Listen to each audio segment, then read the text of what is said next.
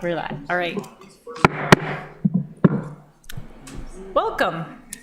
We are ready to start the Transportation Committee meeting on this 11th day of January 2023.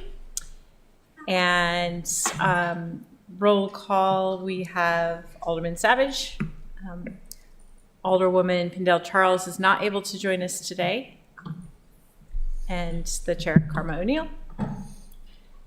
Can I get an approval of today's agenda? Move approval of the agenda. Second.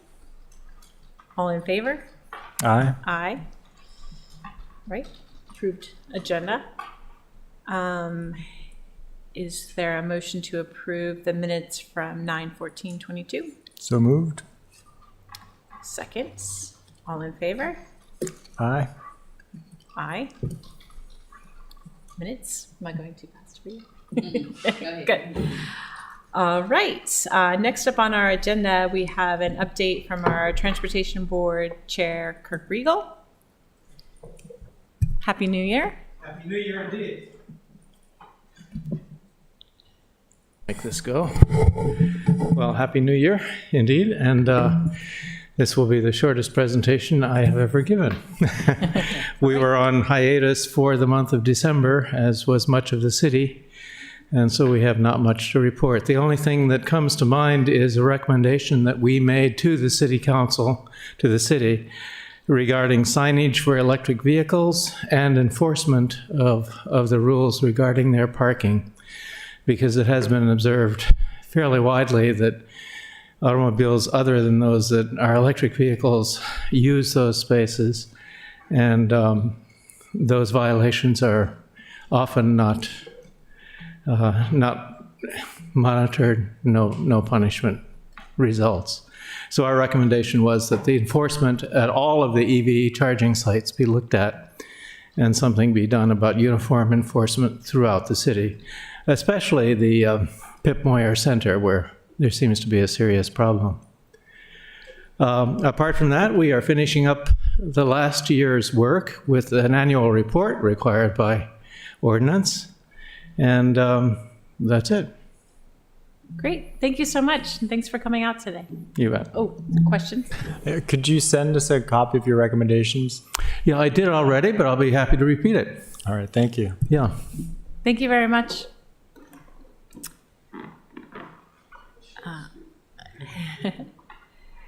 Next up on our agenda, we have general discussion regarding the bird scooters and bikes. If you'd like to turn on the microphone and introduce yourselves.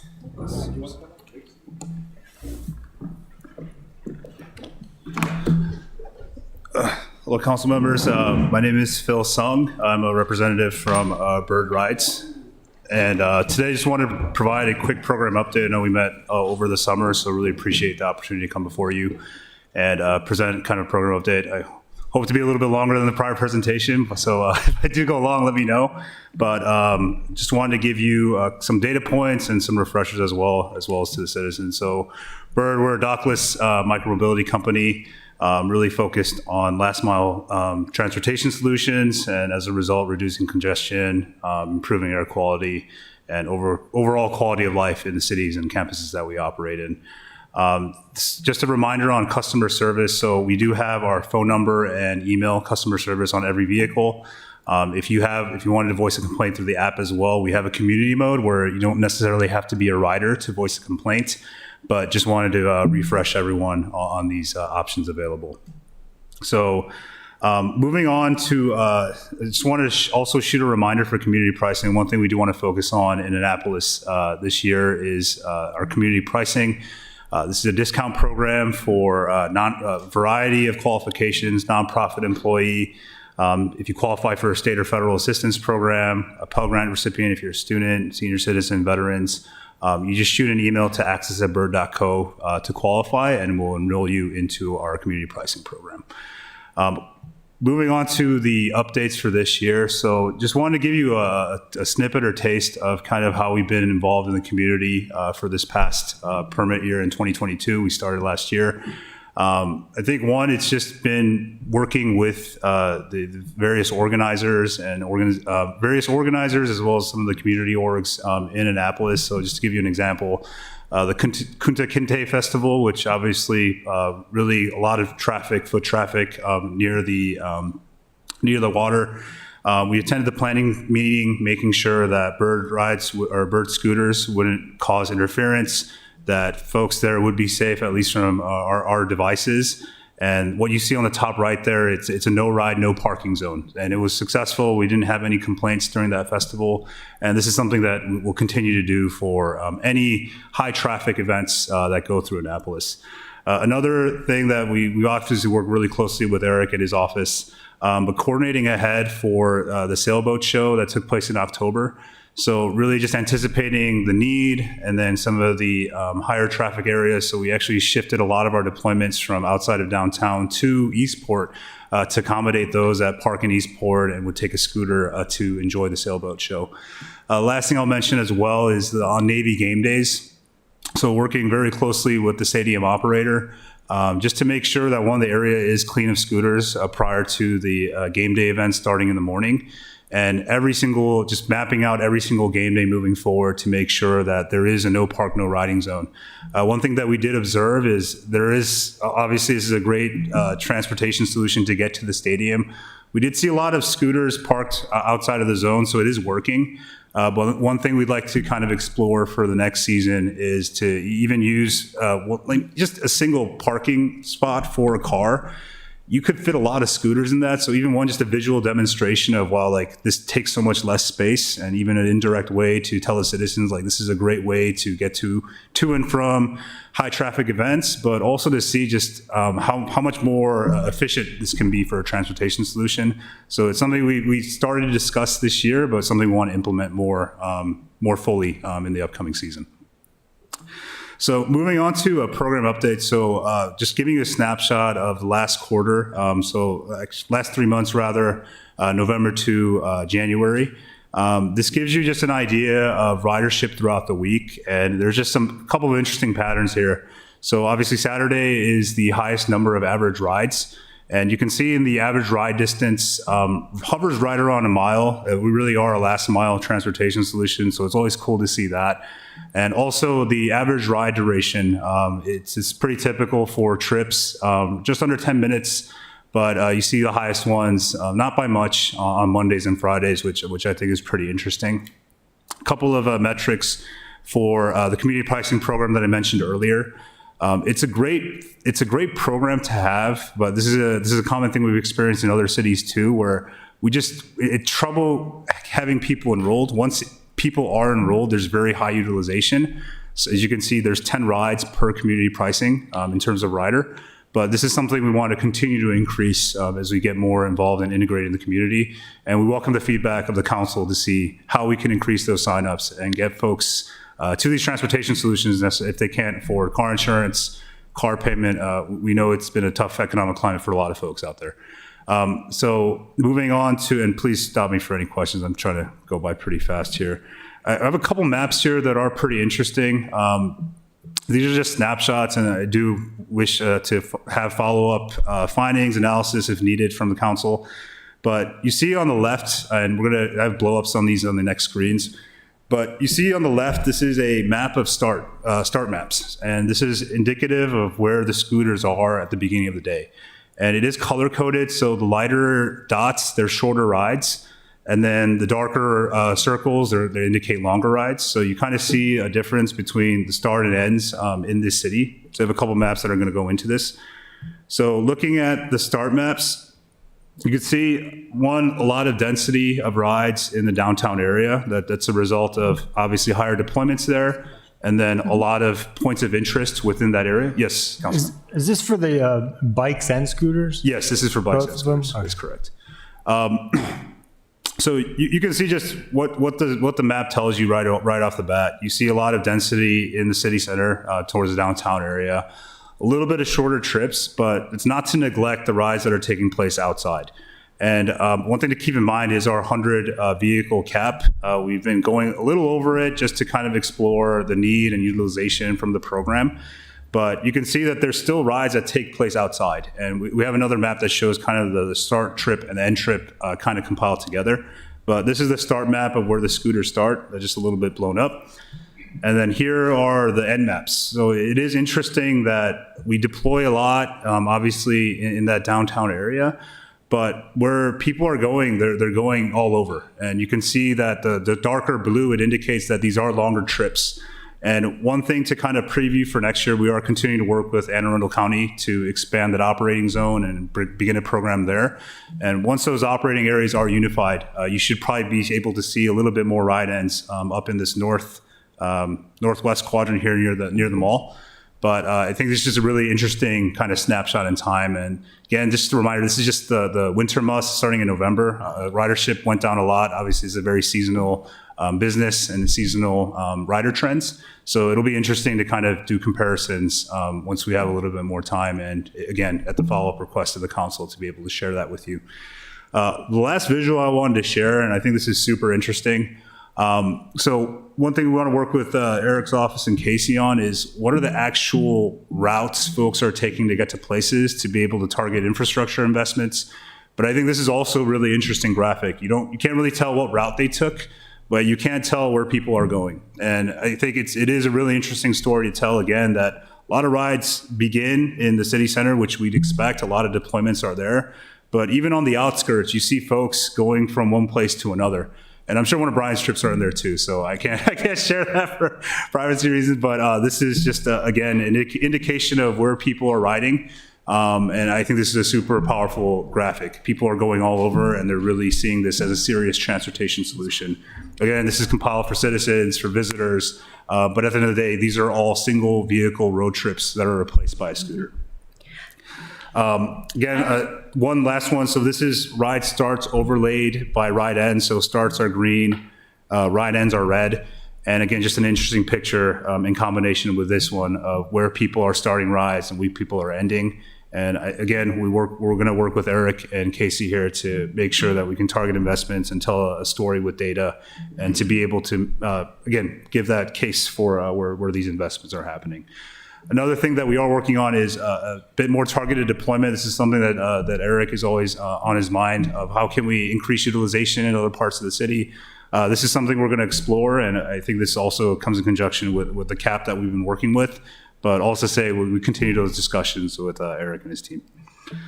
I think this is the last slide I wanted to share here is just notable metrics. This is something we shared at the prior council meeting. I think it's just interesting to get a snapshot. We did throw a comparison city in Alexandria, which is obviously a little bit larger footprint and a little bit larger population size. We just included as a comp. But already 8,792 miles ridden just since the beginning of November, even in these cold winter months. We have the 3.61 number there, that's a pretty high utilization. Anything over 2 we look at as pretty high and successful. You have a lot of unique users, of course, 2,285, and I think this is a great number when you compare it to a city like Alexandria, which is a little bit larger in population and size. The commuter rides, it's a proxy. I can give you a little bit more details as a follow-up on how we measure this, but it's based on ride behavior, on repetitive rides to and from, and 744 folks use this, using this metric, 744 are commuter rides where people get to and from work. And that last number there, the vehicle cap. So yeah, this is all done, even just half the number. This is a fifth of the size of the scooter cap compared to Alexandria. So also say a lot of room to grow, and we want to be a little bit more smarter with our deployments, and then obviously grow with the program as the city grows as well. But that's the program update I wanted to provide here. I just have a couple of other slides here as background, as a refresher for everybody. But this is the update we wanted to provide to the council today. So thank you so much for your time. Thank you very much. I do have a couple of questions for you. My first question is, do you have the data on, I see that where they start and end? Yeah. is there data on if I take a scooter and I start downtown and I end in Eastport, am I taking that same scooter from Eastport back to downtown or to someplace else? Is there a way to track that?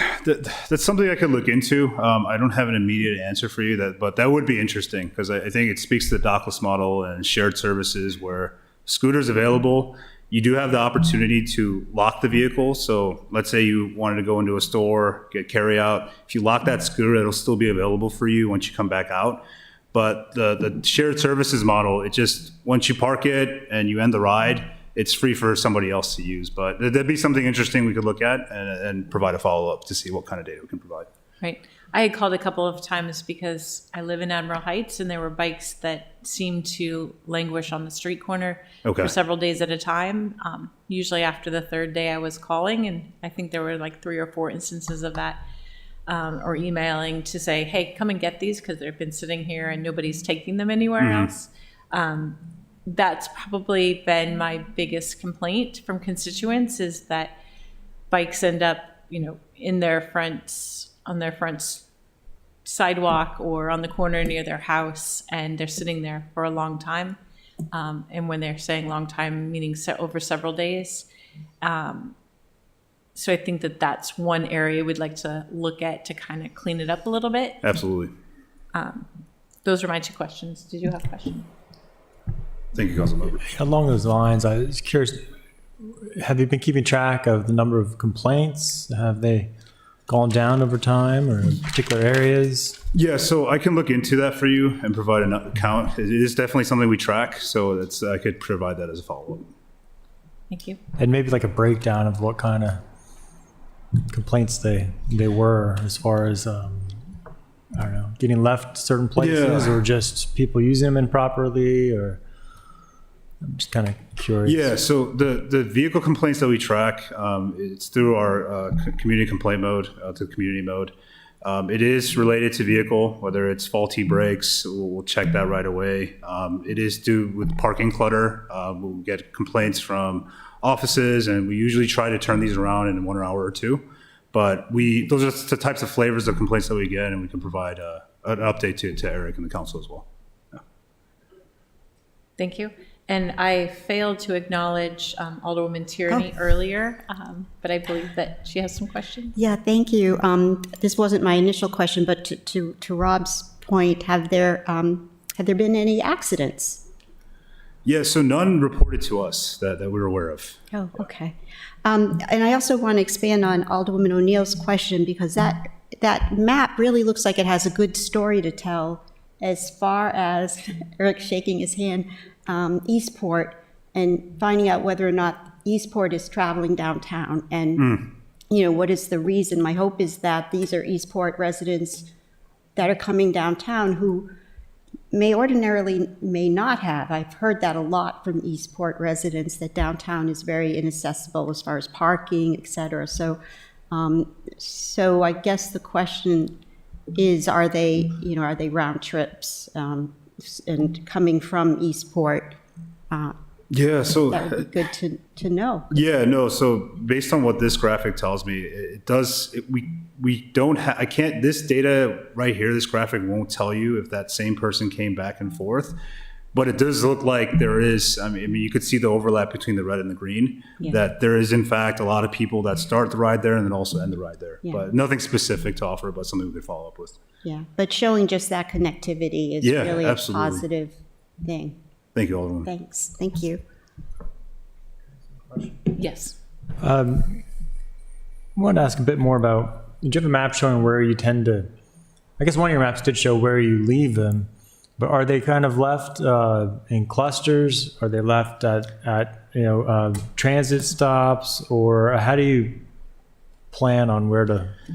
Yeah, so when we initially started the program, this is before my time. I know we had mapped out specific like bird nests where we do deploy, but really we take the feedback from Eric, from even Brian, on where deployments make sense. And this is something we do want to kind of upgrade for this year, looking at kind of where the rides start, where they're ending, and to be a little bit more smarter about where we're deploying to get the most rides and to be a service available. But yeah, it's something that we've looked into, and something that, and this is the beauty of the model, like you can change it over time as the program evolves. But that's one of our priorities for this upcoming calendar year. Okay, and is there a way to suss out how many people are using them to commute versus tourists who are coming to visit? Yeah, so that commuter metric, there's a couple of variables that go in there about repeat trips and location. In terms of tourists, I mean, we could look into kind of the zip code when they register, but it's not. I could look into kind of what the data could show for that. I'd be curious myself to see who's a citizen that's riding and who's a visitor that's riding. It's an interesting question. And I'd like to see how it, because I think this is something this city needs to do on a large scale, is to look, and I mentioned this before in the committee, look at some of the synergy between our transportation models.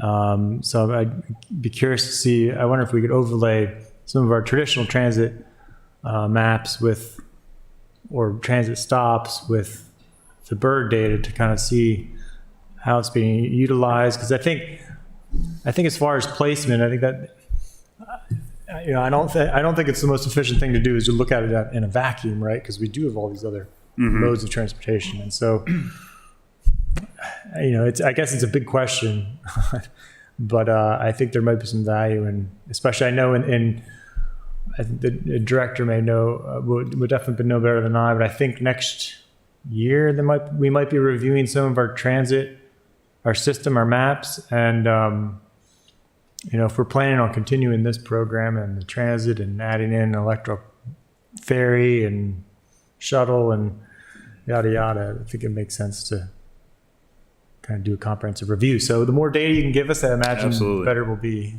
because it'll be Eric here and Marcus who will be. Yeah, absolutely. I mean, the last time we met you, one of the feedback was to provide more data. So we're happy to work with the city, work with the council to make sure that you guys have what you need to be able to plan ahead and execute on your. So you're good with priorities. sharing that. Yeah, of course, of course. Thank you. Thank you. I mean, in the short term, it would be really easy, I think, for us to take one of their maps and overlay our bus system map with the stops and the hubs, and in terms of where we're looking to deploy them or stage them at with regularity. Several of these places are where we have transit. The Eastport Shopping Center, for example, or along Forest Drive. I mean, we're sort of looking to expand the radius of where they're staged, because we know a lot of people work downtown. They're coming from places outside of downtown. So I think in where they've been deployed so far, it's been a lot of like low-hanging places where we knew we had concentrations of people, and but we certainly have concentrations of people outside of downtown Eastport that we should be working with. So, And I've registered. I haven't used it yet. I'm also curious if you've looked at where the registrations are, as far as, I don't know if you can, again, pull that data out from the city as far as where people registered, where they live, and is there a bird nest or whatever close nearby to them that they get access? Because I'm guessing that shows you in the app when you open it up, you can see where the nearest bike or scooter is, right? Yeah. We can look at when people open the app. I'm sure we can find the location too. But yeah, that'd be interesting too, I think, to look at as well. I keep an eye on the usage. Eric and I have access to see the usage, and I can tell you, I was dancing all over the mayor's office the day we broke 1,000 miles in one day of use. Because it's pretty interesting to see how over this first summer of ours last year, it just kept increasing and increasing every week. Of course, it dropped off for the winter, but we hope to really take it to a whole nother level next year. And as we've discussed, we got a little map here where we want to try to put emphasis in spreading out the nests to areas where people will use them. As Phil mentioned, I I've gotten on one right in front of City Hall, driven it to my house for like $3.50 with the discount that we get. And the next day it was still there, so I just drove right back to work the next day. So it's a fraction of what it costs for a cab or an Uber. And I think a lot of, owning a restaurant too, a lot of my workers would use them a lot more often rather than spend so much of their money on Uber if they were convenient to pick up and drop off. Brian, can I ask that you introduce yourself? I'm sorry, Brian Callahan in the mayor's office. Thank you. I think this data is really helpful. As I said, a lot of constituents have called about different issues. I think the number one question I've had is how many accidents? And it sounds like none have been reported, which is fantastic because sometimes you would feel that there must be one every other minute the way people talk. Another question I had was, were we planning on keeping this even after the garage was open, the birds? I had a list of questions that people sent. Sorry. So is that the plan? That is the plan. I mean, we might shuffle it a bit to figure out, I mean, personally, I would like to see the program expand much more beyond downtown. So, I mean, when the garage is done, maybe there's not as much of a need downtown, but, it's still going to be a pretty viable transportation option. Great. And as we get the WE and the College Creek connector and work on Hilltop, as we get the bike lanes built, people will feel safer and use it, I think, dramatically more than they currently are. Because if you're not a serious biker, it's pretty scary riding around a lot of Annapolis right now still, until we get the work done that we've been working on. And the last point I'll make as well is when it does come to crashes, it's always a vehicle, whether it's a drunk driver, whether it's something. I mean, these are 2-ton vehicles colliding with the scooter. Of course, that's going to be catastrophic. And I think to echo Brian's point, when we do create safer infrastructure for riders of bikes, of scooters, anything with micromobility, it just creates a better environment for people to take non-auto single rider transportation options. So just wanted to echo that point as well. Another question is, who is responsible for enforcing rules, for instance, bikes and scooters on sidewalks, helmetless driving, riding of an excessive speed of the vehicles? Yeah, so the vehicle speeds are capped by technology, so that you can't go over the vehicle that we set, or the speed limit that we set on vehicles. In terms of sidewalk riding enforcement, there are a variety of technological solutions that we have. Obviously, what we want to do is change rider behavior so that this doesn't happen.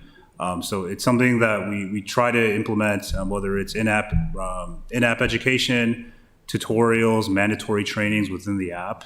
These are all things that we've employed and stuff that we want to do in Annapolis this year too.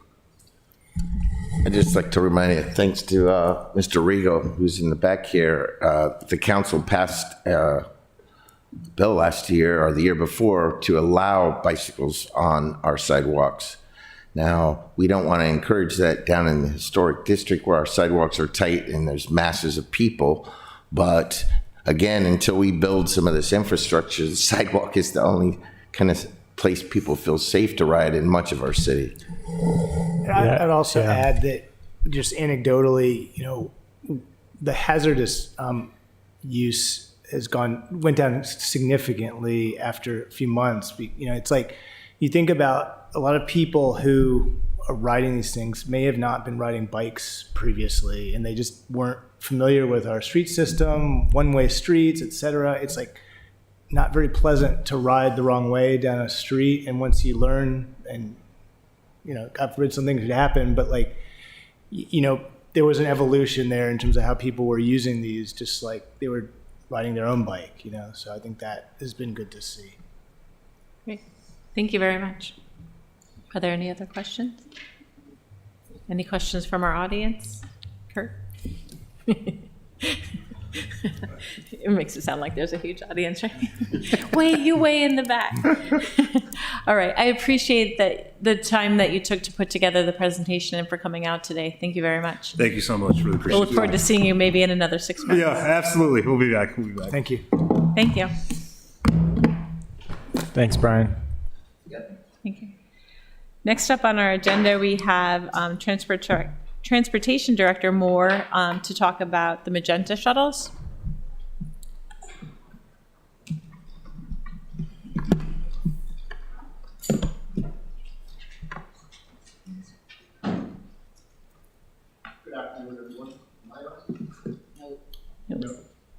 Good afternoon. Good afternoon. Pass out a few things here.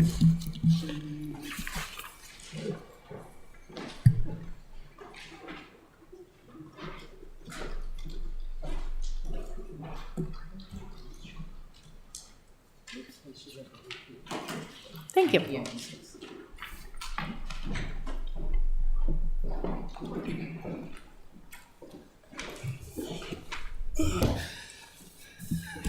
So the Magenta shuttle, as we know it now, began on May 2nd of last year, known also as the Free Downtown Shuttle. Prior to May 2nd, it was the Circulator. And a little history about the Circulator: it was $1, then it was free, $1, then it was free. So we revamped the route this May with the opening or closing of the garage, or the rebuild of the garage, to realign it. So what you see there, excuse me, is last year, 2021, when it was the Circulator, in 2022, a comparison of ridership during those same periods of time. So this shuttle, as we call it, the Magenta shuttle, has been in operation, as I mentioned, since May. And we've transported, this year, just since May, 59,273 riders. And last year, same period of time, was 22,349. The shuttle runs every day. Monday through Friday, we have a second shuttle during peak. So we start at 6 a.m. in the morning, Monday through Friday, and a second shuttle comes in at 6:30 until 10:30. And then the other one continues on, and we put a second shuttle out there during rush hour from 3 to 6:30 p.m. So those two times during a normal weekday, Monday through Friday. Saturday, we run 8 a.m. to midnight. Sunday, 8 a.m. to 8 p.m., but there's two shuttles out there from 8 until 1. A lot of the parishioners on Duke of Gloucester used to park at Hillman. So now going out to the outlying garages, putting another shuttle out there to increase the frequency. One shuttle out there is operating about every 20 minutes, and it does depend on traffic, boat show, traffic jams, or whatever else may happen. So two shuttles out there, we're getting about 9 to 12 minutes, so we're just looking at approximately a 10-minute run time for them.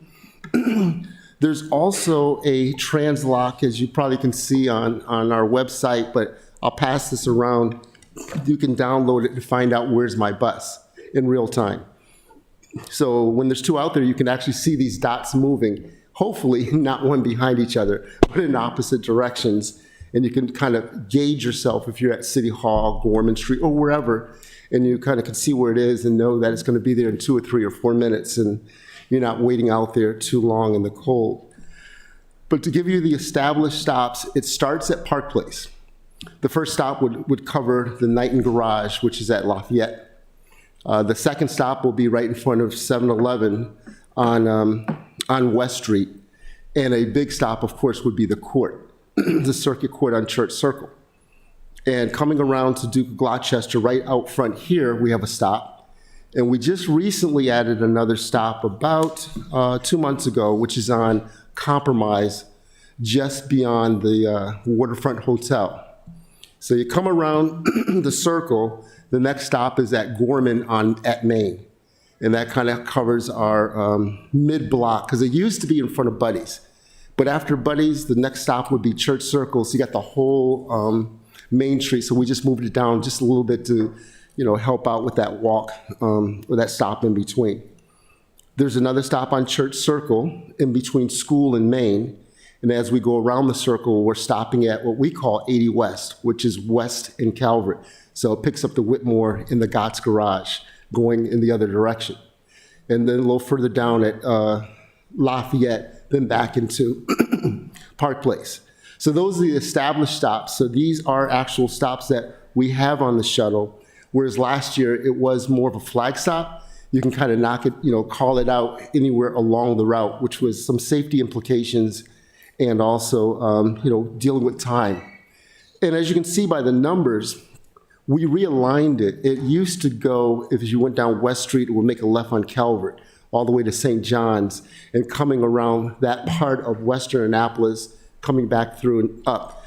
We really didn't pick up much around that side of town at that time. So this one, realigning it, you can look at the numbers, and it is a pretty strong ridership. A little bit of a dip in November because of holiday, November and December, as you can see.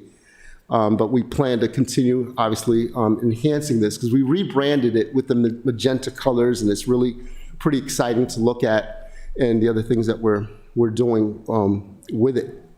So again, about the QR code, you can actually go on annapolis.gov and go to parking, because it kind of came under our parking app there, and you can click on it, and you can actually see the dot moving, or dots if there was 2 buses out there.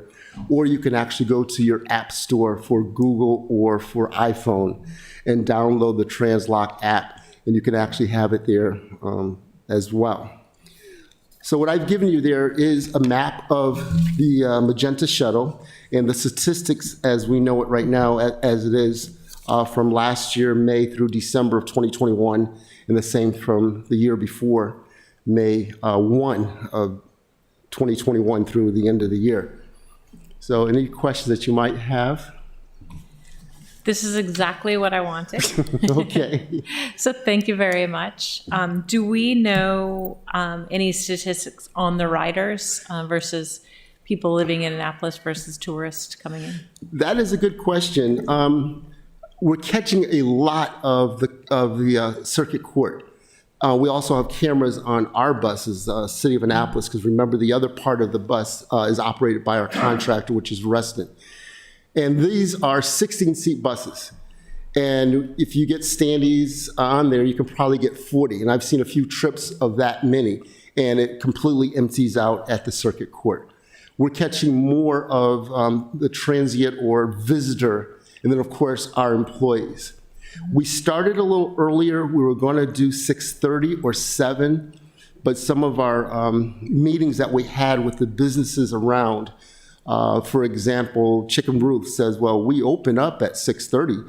So you're running at 6:30. I need to get somebody here a little early to turn that grill on. So that's why we're going a little bit early to try to accommodate that. And we were going just until 11, but we started expanding hours on Friday night, Saturday night, till midnight. There have been other times of other events, like the boat show, like first night, we've gone to 1:30 or 2 o'clock in the morning. So we will make those changes. But in answer to your question, Chairwoman, most of the riders are visitors. And then second, probably our employees. And peak time would be during the week between, let's say, 7:45 and 9:30. And then the afternoon, probably 3:30, 4 o'clock until like now, 6 o'clock. But kind of hard to tell exactly who, but you can kind of tell where they're getting on and off. Mm-hmm. And our 3 big places would be Church Circle, the Gorman Street, Duke of Gloucester, and then you can see some of the hotels along the way. Thank you. I have one more question for Yes. you, and then I'll open it up to my colleagues. We were scheduled to run on New Year's Eve, and when they moved New Year's Eve activities to New Year's Day, they actually did not have buses running, the Magenta bus running on New Year's Day. And I got a lot of flack from families who had planned on it and then decided not to go downtown to watch fireworks because they didn't feel that there was an easy way to get downtown. Are there other holidays where that could be also seen as a problem, and also the decision to not run them when we were offering an activity downtown? Yeah, we can look at that. It was kind of the last weather event because we did run until 1:30 in the morning on New Year's Eve into New Year's Day. The city offices were all closed. using those days of the Thanksgiving, Christmas Day, New Year's Day. And we're actually closed on the 4th of July, but we do run shuttle buses from the stadium to Lawyers Mall for the fireworks and all. Planned event, we can definitely do that. We can definitely put it in the equation. I think the decision was made later on a Friday for that Saturday or Sunday. Kind of hard to regroup, but definitely going forward for something like that, if it was known, we can make the allowances. We can make the changes to do something like that. Great. Thank you very much. Okay. Questions? Yeah, thank you. Yeah, I think that's a great, one other idea for special events might be to have a shuttle go out to, like in my ward, out to the Giant Shopping Center as a hub, or if people want to get downtown, they can, there's lots of parking there, they could park, get the shuttle. I've had a lot of requests for what's the car, the Go. Annapolis Go, but it doesn't come out to the ward. But I think, especially on special events, it might be nice to have them come out to that shopping center. And maybe even on I don't know, I'm selfish here for my ward. It'd be nice to have that on a regular basis, because I just know there's a lot of hesitancy to take a bus downtown because they have to go down to Eastport to get a transfer, and then you wait for that bus and then go downtown. And so, but it sounds like if they had an opportunity to get on this shuttle, it would just be right down, they'd get right downtown. And I know some folks who have contacted me about wanting to just go out to eat and are nervous because there's no garage and that kind of thing. So just to put that bug in your ear. But I think you answered many of my questions as far as, and I'm glad you increased the hours. That was another request I had heard. So thank you for that. I was going to ask about the pickups. You answered that as far as circuit court. And it's interesting. I'll have to think about that more. It sounds like you pick up a lot of visitors to the town. I guess one question I had as far as, and you mentioned there's this big increase from 2021 to 22. You think that's because of the garage or the marketing change in the routes? Sounds like you've been adjusting it quite a bit. Yeah, a combination of both. It would be a bit of the garage, not sure what percentage of it. Realigning the route where the frequency of operation is greater.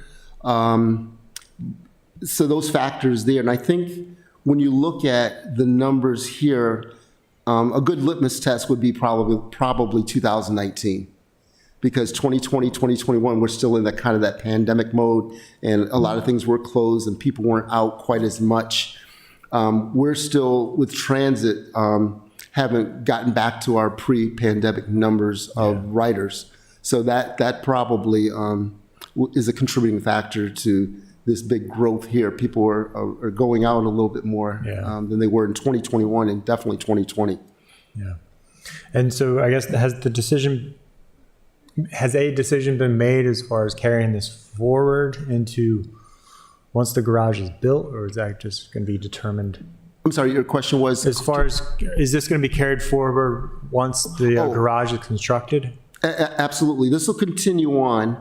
And we're kind of looking at, a mobility plan that will have more connectivity, as you mentioned, the Bay Forest Shopping Center with the Giant, and getting to downtown or other, points of transfer interest that we're looking at. One of the things that my coworker, Kwaku, talked about was the microtransit plan. And that will kind of bring together outliers into transit hubs or transfer points. So that's all being worked on now with, grants and all that. We hope to do something like that, the start of the next fiscal year. But I think that will be a viable option of bringing riders out from places that the service does not pick up right now or normally. Yeah. Good. Yeah, and I'd really be interested to see how all this plays together as we move forward. I'm guessing this service as well is going to could have an impact on where we decide to put the new transit routes in the future. And yeah, I don't know if that's going to be looked at in the comp plan at all or afterwards. I guess afterwards, because transit's not going to be reviewed until I think next year. Yeah, I would just add, I mean, we have a recommendation to look to, think about ways of improving the service that might involve rerouting them, but we're not providing anything specific, kind of deferring to transportation. Can you state your name for the record, Oh, please? sure. Eric Lishinsky, Chief of Comprehensive Planning. Thank you. Yeah, sure. And a final question, I don't know if you've collected this amount of data, but it sounds like you have some of the data as far as the popular pickup drop-offs, but do you have any other kind of real-time data as far as time of day? We can peel that back a bit more and look at that time of day to give you more of an exact how many are picked up at 7:30. It's going to be kind of hard to see where they're getting off, but we can definitely look at pickups, or I should say transportation within that hour. I can check and see if we can peel it back for every 30 minutes, but clearly within that hour, we can, share a number of riders within that hour on the service. Yeah. Well, you've certainly got your hands full. I mean, as far as, I think we have quite an opportunity in the future. We do. And, as far as, because we can offer connectivity to our traditional transit routes, we could look to see if there are places where it would make sense to connect with the smaller e-shuttles or the bird nests and all kinds of things. So it certainly is looking good for us in the future. It is. There's some very exciting things that the county is doing that we're looking at doing. good. What you mentioned with electric carts and the buses that'll be about 15 to 18 months down the road that coming for us and all. But the county's got some pretty big ideas of a transit hub and all that we'll be discussing later on. Good. So they may actually increase their bus system? They've expanded it a bit to like the Crofton and the Cromwell stations and all last year or last 9 months.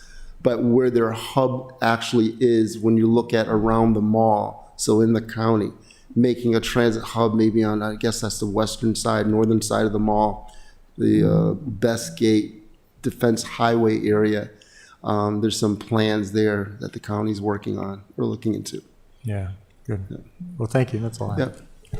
I'm almost wondering if you could do a whiteboard on the shuttle that just said tourist court, residents, that somebody could just use a marker, the bus driver could encourage just for a short period of time, just a kind of an informal survey, just to kind of give us an idea so that as we are trying to budget and plan, are we attracting more tourists or more court?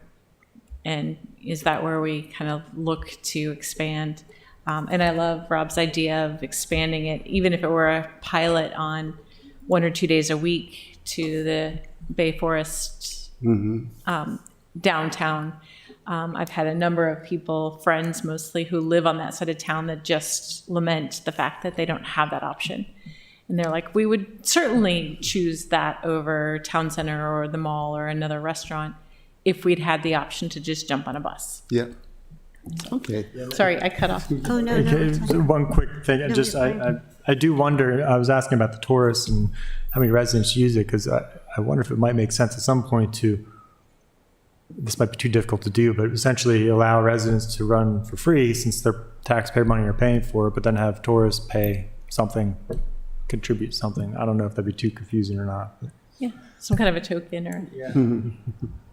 Yeah, we kind of how to differentiate them, but giving a pass to someone else, or I don't know how we would work that out, but it's worth exploring to see feasibility, viability in doing Right. that.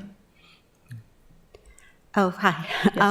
Alderman Terry. So, yes, Alderwoman Tierney. My husband and I were in St. Michael's, and we went into this store that sold wood stuff or something, and these two ladies were talking, and it was weird because I didn't want them to think that I was eavesdropping, but I was because they were talking about Annapolis, and one woman said, "Yeah, it's a mess. The garage is down," or something to that effect. And of course, my husband, who, wants me to be in shutdown mode when I'm not, said, no, don't say anything. I'm like, I got to say something. So I did. And I said, there is this, we have a lot, the city is putting a lot of effort. I didn't really say who I was, but I said the city's doing a lot of effort in getting people here. And there is this website, Access Annapolis, and all that. And of course, they kind of looked at me like, okay.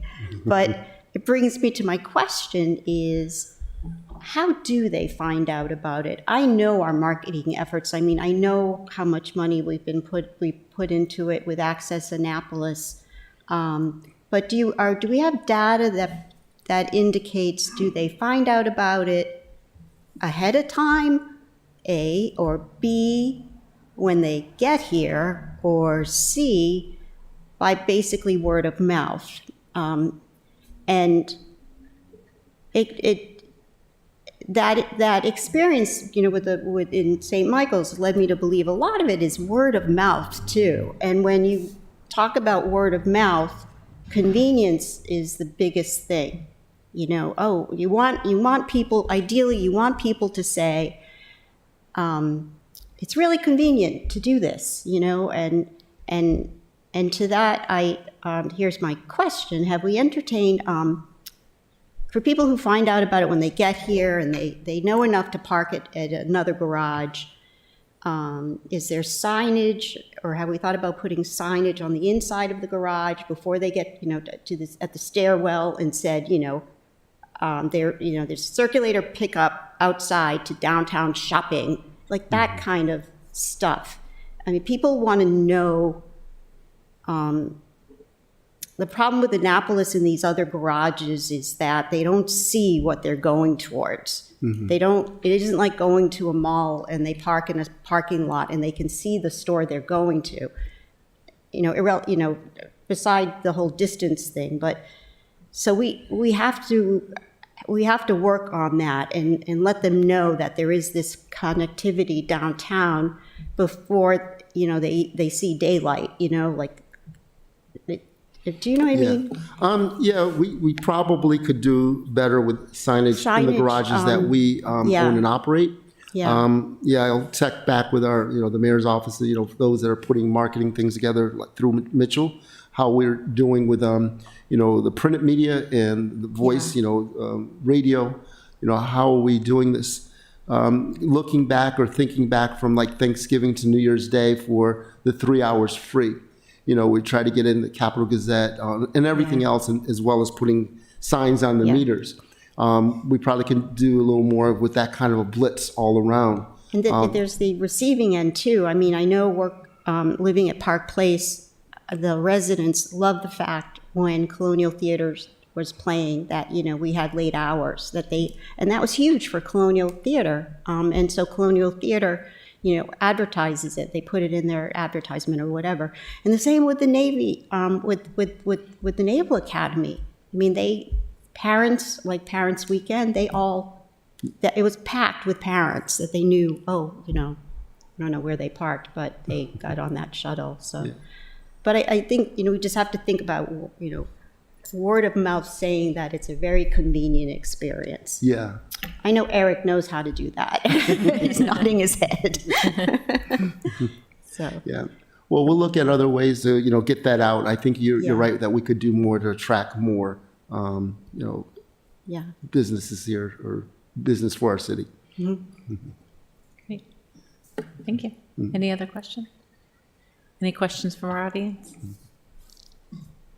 Thank you so much, Director Moore. That was really informative, and we look forward to seeing more happy times coming as we increase our ridership. Thank you for having me. Thank you.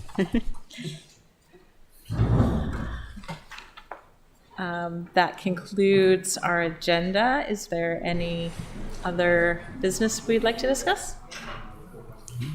I'll entertain a motion for adjournment. All right, I'll move that we adjourn. Second. All in favor? Aye.